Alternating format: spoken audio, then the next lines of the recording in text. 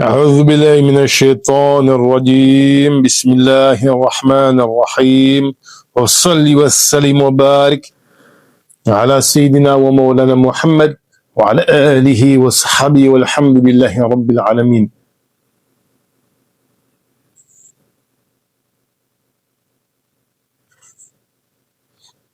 ربنا زدنا علما وعملا وأدبا وفهما. السلام عليكم ورحمة الله تعالى وبركاته. Alhamdulillah,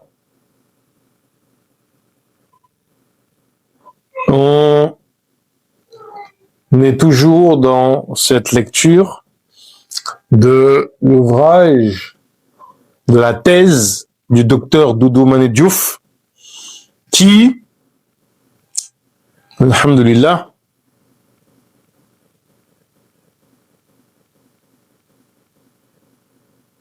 aborde la figure de Imam Sherif Ibrahim Afal. Dans le premier chapitre, on a traité du contexte sociologique, socioculturel. Et on est dans ce deuxième chapitre qui aborde la personne même de Imam Sherif Ibrahim et de ses différentes dimensions. Et alhamdulillah, on continue.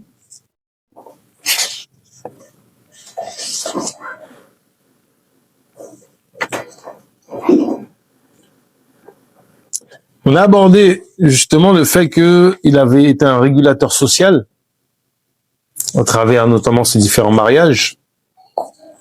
Et maintenant, on va pouvoir aborder son rôle d'organisateur social. Non, ça on l'a déjà vu, excusez-moi. On a vu le rôle de régulateur social et d'organisateur social. Le fait que, par exemple, la confrérie s'organise autour de shuyukh, donc on pourrait dire de muqaddam, et de jawrin, qui sont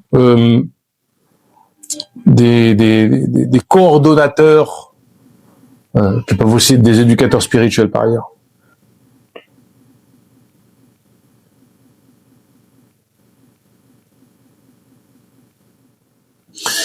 Donc, propagateur du mouridisme. Donc, on rappelle,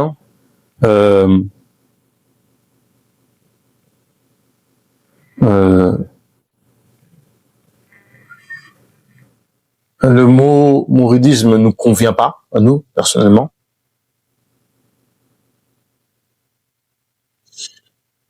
Cependant, on l'utilise parce qu'il est dans le texte, dans la thèse. La colonisation agricole mouride, au-delà de son impact économique sur lequel nous reviendrons, doit aussi être analysée comme un puissant moyen d'expansion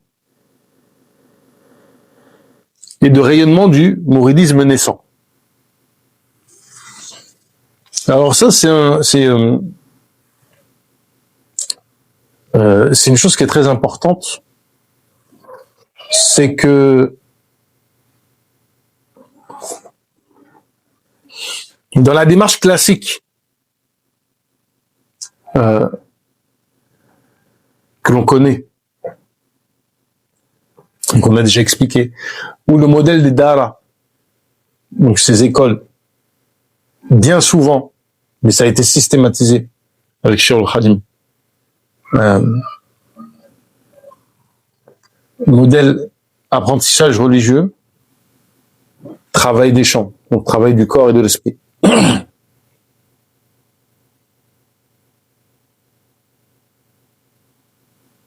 La part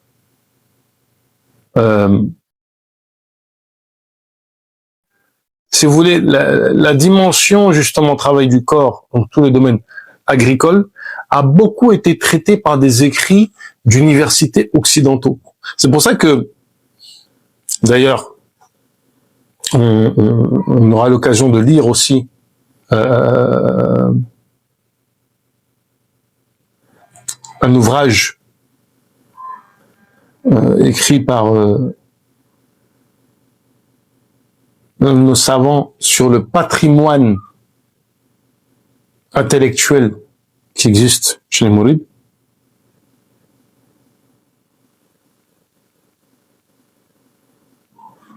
Et on pourra voir que une bonne partie du patrimoine que l'on a en matière d'écrit sur le dynamisme de la confrérie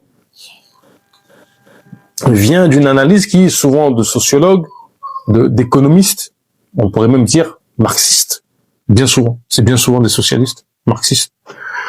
Et souvent, leur grille de lecture, en fait, est assez étonnante, parce que lorsqu'on sait l'organisation des mourides, qui pourrait être qualifiée de féodale à plusieurs égards, ils y voient en fait quelque chose de très socialiste.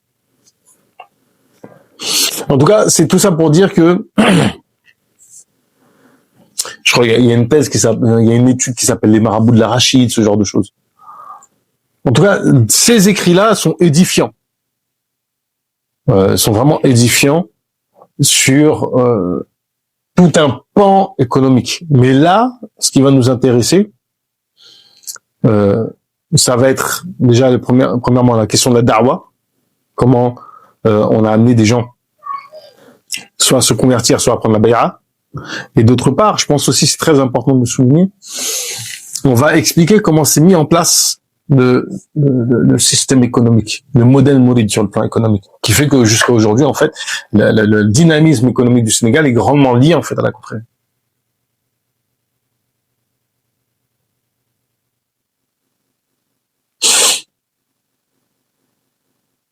Le stratège de l'expansion du mouridisme en zone rurale. À partir de la Dara Tarbiya al-Gay, donc école éducation travail, Cheikh Ibra déploie une nouvelle stratégie d'expansion du mouridisme qui servira de modèle d'occupation de l'espace rural. Cette stratégie consiste d'abord à fonder une colonie agricole dans un espace inoccupé autour d'une Dara Tarbiya al-Gay et d'un noyau de disciples pionniers, qui sont les premières personnes qui vont travailler le territoire. Alors, il y a des études, notamment, je pense au docteur Moustapha Diop ou au docteur Abdelaziz, c'est Gay, il me semble. Justement sur tout le modèle, si vous voulez, comment dirais-je, la question de l'espace, parce qu'en fait, c'est des docteurs en géographie. Donc, en fait, ils étudient justement comment on occupe l'espace. Et comment le sacré, notamment le professeur Moustapha Diop, Mohamed Moustapha Diop en parle beaucoup, comment l'espace sacré définit en fait l'organisation urbaine, et même périurbaine. À partir de cette base en retrait et autonome économiquement, ça c'est important de le retenir, c'est que la question de l'autonomie économique est très importante. Le guide spirituel assure la formation religieuse de ses disciples, constitués exclusivement d'hommes dévoués à la communauté sur la base du travail agricole collectif. Donc les Takdir, les Dara Tarbiya al-Gay, sont les pionniers de l'expansion spatiale mouride qui inaugurent dès 1912 la première marche vers l'Est et les terres neuves du Saloum. En marge de toute initiative administrative directe, selon la seule responsabilité des chefs religieux avec le seul moyen dont ils disposaient. Toujours selon Pélissier, le dépouillement matériel des membres des Dara, leur attachement fanatique à l'égard de leur chair, leur sens du travail communautaire et leur discipline en font des véritables fers de lance de la confrérie, notamment des fondations pionnières. Donc, le simple fait d'occuper l'espace, c'est une da'wa de fait. Par exemple, vous mettez une dara pour enseigner et vous occupez l'espace d'un point de vue agricole. Les gens qui peuvent habiter dans les environs, ils cherchent à instruire leurs enfants, ils vont les mettre à la dara. Une fois l'éducation de talibé ou du disciple terminé, le marabout transforme la dara en un grand village qui accueille des femmes mariées au takder, ainsi que de nouveaux postulants dans lesquels on implante des infrastructures de base pour améliorer leurs conditions de vie. Donc écoutez, le phénomène c'est le suivant. Vous avez une dara où on forme, donc une dara ici c'est synonyme de zawiya, comme il y a au Maghreb, de khanka, comme par exemple dans des pays comme l'Afghanistan et tout ça, où il y aurait une éducation religieuse stricte qui va être faite, avec justement des terrains agricoles. Ça fait partie de l'éducation religieuse. Une fois terminée, cette première génération de personnes éduquées, la dara devient village. Mais la dara, elle reste, elle bouge pas, parce que ça va rester une dara d'éducation. On va éduquer les enfants, justement, des personnes qui ont été éduquées avant. Et donc, à partir de cela, il y aura des infrastructures qui vont être faites. Donc, en fait, le point central ici, c'est que ce village va se bâtir sur quoi? Sur l'éducation spirituelle. De la même manière que, si vous regardez la ville de Touba, la première chose que l'on bâtit, du moins le premier élément, si la tradition veut que la première chose que vous construisez, donc si vous voulez, le modèle d'un point de vue géographique urbain que propose la Mouridia, c'est pas tant un anthropisme,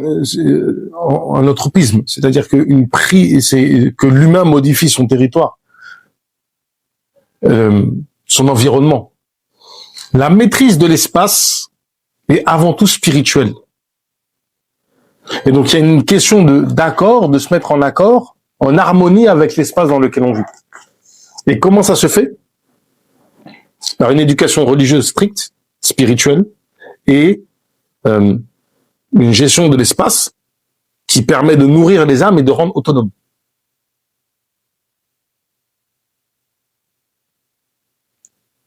Après avoir structuré et rendu viable le village, le marabout y installe un jawrin, qui est son représentant local. Ensuite, il nomme et dissémine ses cheikhs qui vont fonder de nouvelles colonies rurales.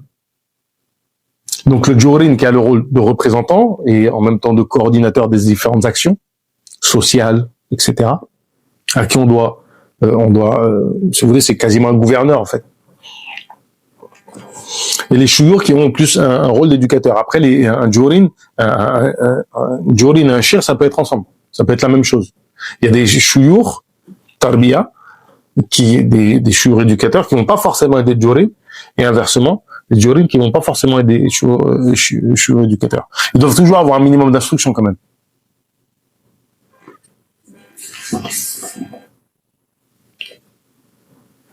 Et classiquement aujourd'hui, un jawrin c'est souvent synonyme de quelqu'un qui est représentant et aussi qui est un éducateur, qui a une certaine autorité religieuse.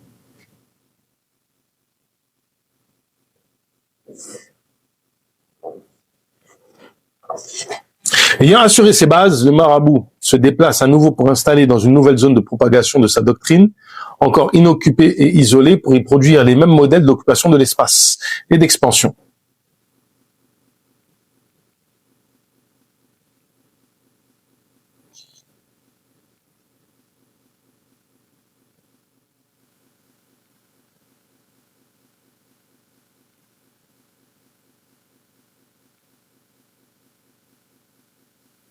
Ainsi, dans chaque village fondé, Sharibara fixe une population autour d'un jawrin qui coordonne une dara dans laquelle les disciples s'adonnent à l'éducation religieuse pratique, tarbiya.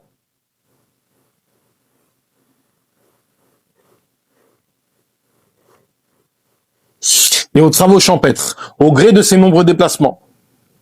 Oh, ils rendent fou.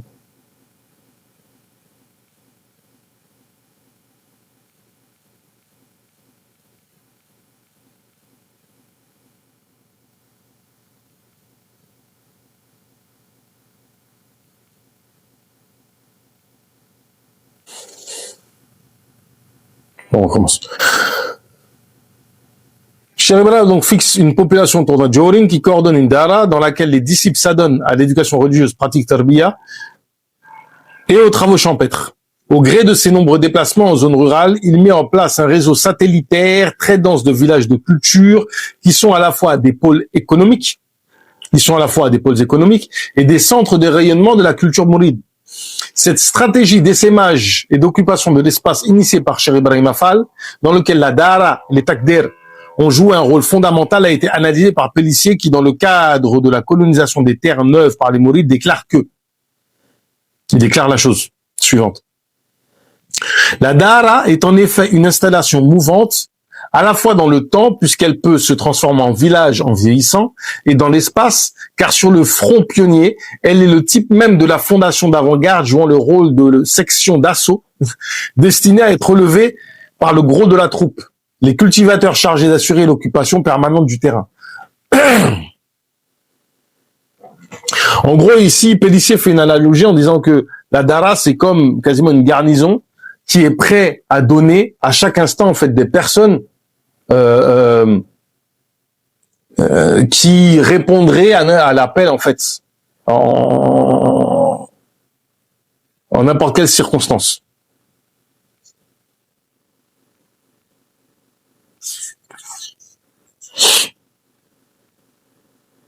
Et en même temps, elle est là pour occuper le terrain. C'est-à-dire que quand vous voyez une armée qui est en place, il y aura un groupe qui va avancer, ils vont occuper le territoire. Après, vous avancez, mais vous allez laisser en fait une section qui va occuper le terrain pour pacifier la zone. C'est plus ou moins l'idée là. L'adaptation de cette stratégie d'expansion par les autres marabouts mourides a permis à la confrérie de connaître un succès fulgurant en zone rurale et de transplanter le mouridisme dans son milieu originel, le Baol, au reste du pays Wolof, notamment dans le Kajor, le Wallo, mais aussi en pays Serir. Alors, pourquoi on dit que le Baol c'est le lieu originel? C'est parce que, en fait, on dit que c'est le lieu originel, mais c'est très discutable. Pourquoi? Parce que la bay'a de Mam Sheribra à Shirul Khadim, comme on l'a vu, elle se fait à Mbake Kajor. Et Cheikh retourne à Mbake Baol. Il faut rappeler qu'en fait, si vous voulez, Touba et Mbake Baol sont plus ou moins collés. Alors aujourd'hui, carrément, la ville s'est tellement étendue que Mbake Baol, et c'est quasiment, ça va, de toute façon, c'est quasiment le cas, hein.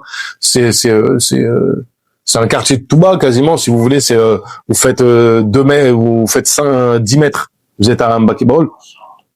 Avant, il y avait quand même une forme de séparation, maintenant qui n'existe quasiment plus. Si vous voulez, c'est toute une zone urbaine, au final.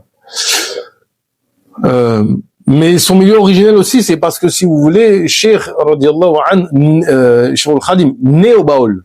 Ses parents sont originaires du Kadior. Le Kadior a été fondé par ses aïeux. Donc là, on va aborder une question qui est intéressante, c'est le propagateur du mouridisme chez les Serir. En effet, en plus du pays Wolof, où il inaugure l'expansion de la confrérie mouride par le biais de la colonisation agricole, Cheikh Ibrahim Afal est aussi le propagateur de la doctrine culturelle mouride en milieu Serir. Alors, c'est intéressant de s'arrêter sur l'expression doctrine culturelle. Rappelez-vous que le premier chapitre, c'est la présentation de la problématique des enjeux culturels de l'époque, socio-culturels. Et que Mam Sheribra, en tant que figure très importante d'un point de vue social, dans l'organisation sociale, qui précède celle qui va mettre en place la Mouridia, il est une figure majeure. Par conséquent,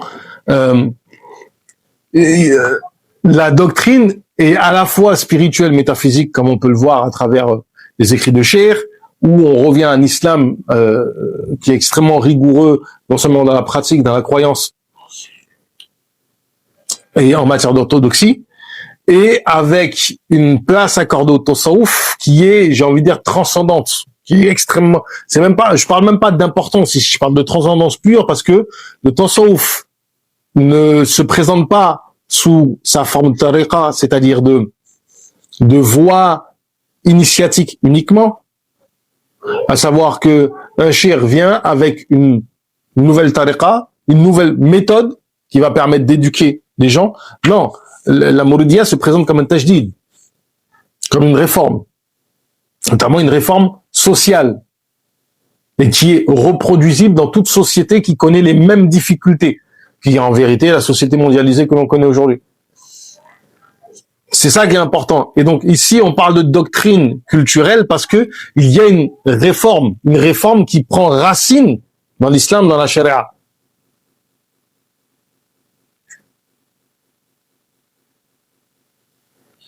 Il fut le premier guide spirituel mouride à entrer en contact avec l'ethnie Serer, qui, comme nous l'avions souligné, constitue une cible privilégiée dans la rivalité religieuse entre l'Église et l'islam. Ça, c'est ce qu'on avait dit en fait dans les enjeux culturels dans le premier chapitre. Pour l'adhésion des Serer,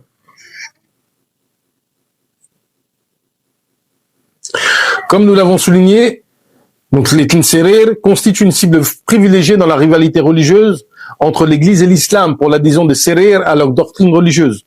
Déjà en 1903, les archives coloniales signalent la première extension du mouridisme au Sine Saloum, sous la houlette des disciples de Cheikh Ibrahim Afal. Le Sine Saloum, qui heureusement n'est ni musulman, ni catholique, ni protestant, est envahi par une nuée de Sérines mourides qui prêchent l'islam. Donc ils s'en plaignent. Les colons se plaignent, parce que ça va faire adhérer les Sérères qui ne sont pas musulmans à l'islam.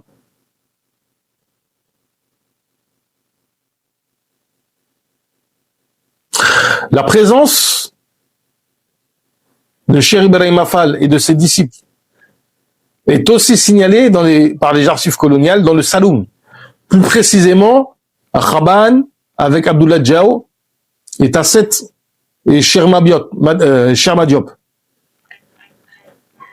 Enfin, en 1914, Nekash mentionne la colonisation des terres neuves par les cheikhs et talibés de Cheikh Ibrahim, notamment dans la subdivision de Kafrine, avec Morsek, qui fonde le village de Mbos, dans le canton de Nguer,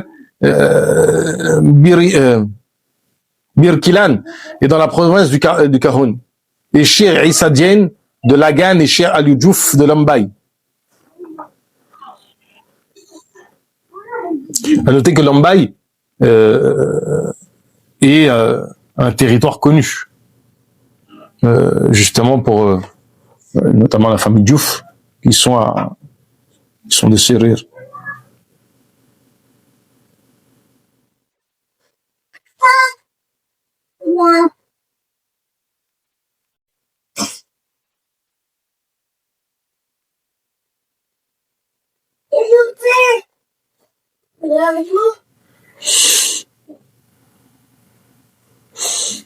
C'est dans la région de Diourbel.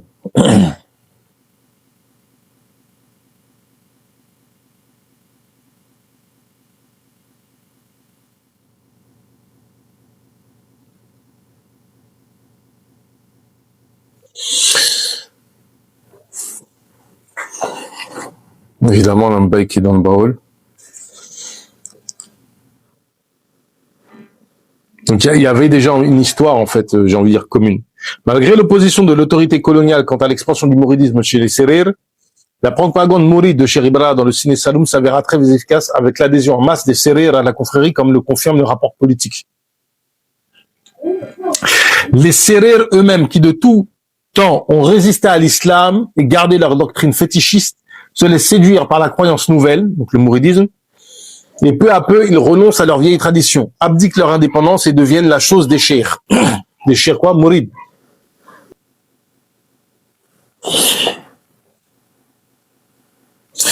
En analysant cette percée du mouridisme au milieu Sérère, Marty déclare: les Sérères ont résisté jusqu'à maintenant, à tout rayonnement de l'islam dans leur pays par la suite de leur attachement à leurs croyances traditionnelles, mais le cher mouride se fait insinuant.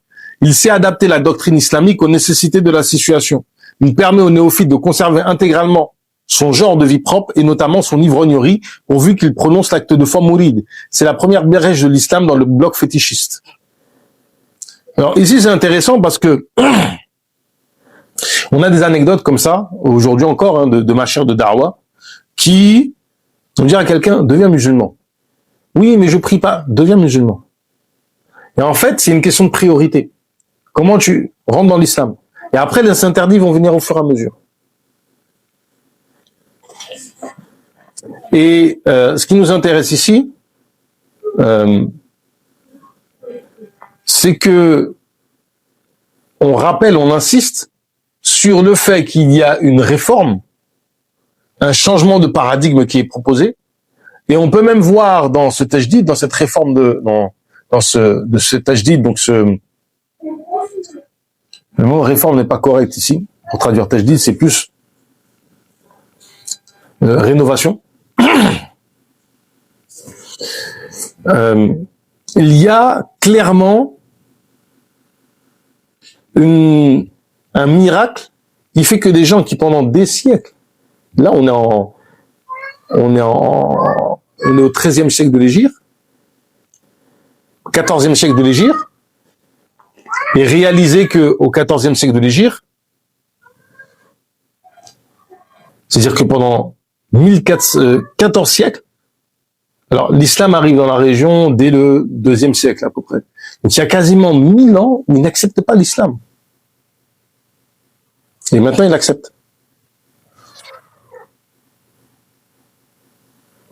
L'assimilation lente.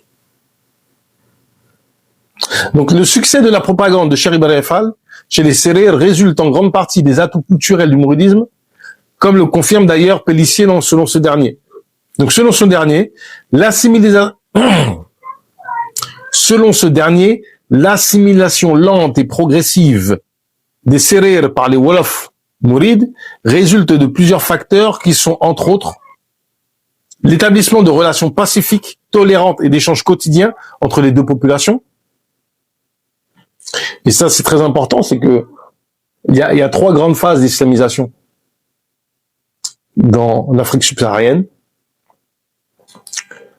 L'islamisation des élites à travers leurs relations avec des commerçants, la propagation de l'islam par les différents djihad, qui vont s'opposer à des pouvoirs tyranniques, bien souvent, pas que, mais bien souvent. Si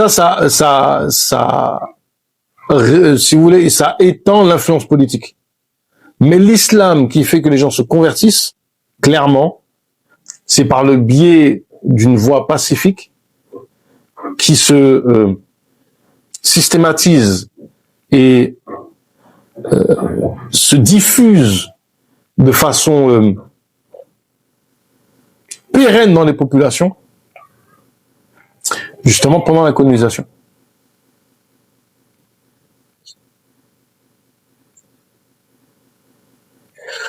Il faut noter que la solidarité et la cohésion de la confrérie facilitent aussi cette conversion. La spécialisation des Wolofs dans la production de traites et la substitution d'une nouvelle forme de prestige fondée sur l'argent, la particularité du mysticisme mouride qui apparaît à la fois comme une religion de masse et comme la religion de l'élite. Alors, on reprend ce qu'il a dit parce que c'est super intéressant si vous voulez. Déjà, premièrement, comment la confrérie est organisée. Il y a une rigueur qui fait que c'est plaisant pour les Serir. Le fait qu'il y ait, les Wolofs proposent, il y a une question de travaux qui est importante en matière des travaux champêtres, etc. On verra aussi tout ce qui est commerce. Et dans l'ère du temps, il y a un changement de paradigme où le pouvoir par la force est déprécié. Ce qui fait ta puissance, c'est tes moyens financiers. Et donc les mourides vont devenir progressivement et assez rapidement une puissance financière. Quant à ce qui est de l'aspect soufi mystique, effectivement, chez les mourides, bon, on va dire que c'est positif, et il y a du positif et du négatif, c'est que des notions de tasawwuf sont très très vite répandues. Et donc, des choses qui avant étaient plus réservées à une élite se diffusent dans la masse, avec ce que ça peut produire de déviance, malheureusement.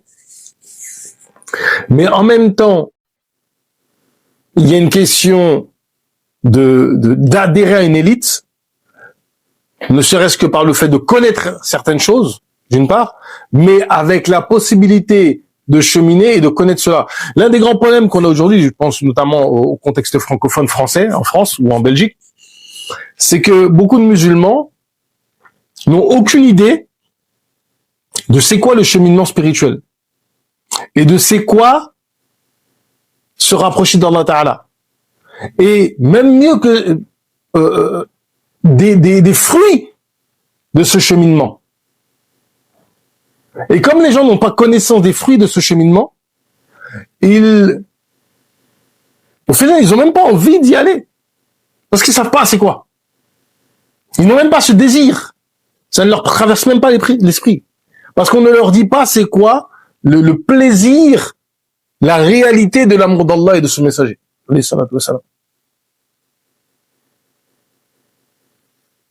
Selon nos sources orales, cet exploit de Cheikh Ibra, qui est parvenu rapidement à islamiser les Sérirs, surprit non seulement l'administration coloniale, mais également Cheikh Ahmad Bamba, radiyallahu anhu.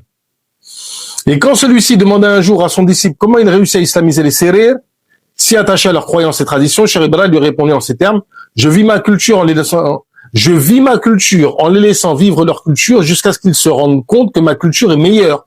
Et alors ils délaissent leur culture pour adhérer à la mienne. Une da'wa par l'exemple. C'est typiquement en fait ce qu'on dit depuis le début concernant Cheikh Ibra, c'est qu'il est à la fois un modèle et que il ne s'attarde pas à l'aspect doctrinal. Ce n'est pas un théoricien, c'est quelqu'un qui met en pratique. Il est le modèle du mouride par excellence.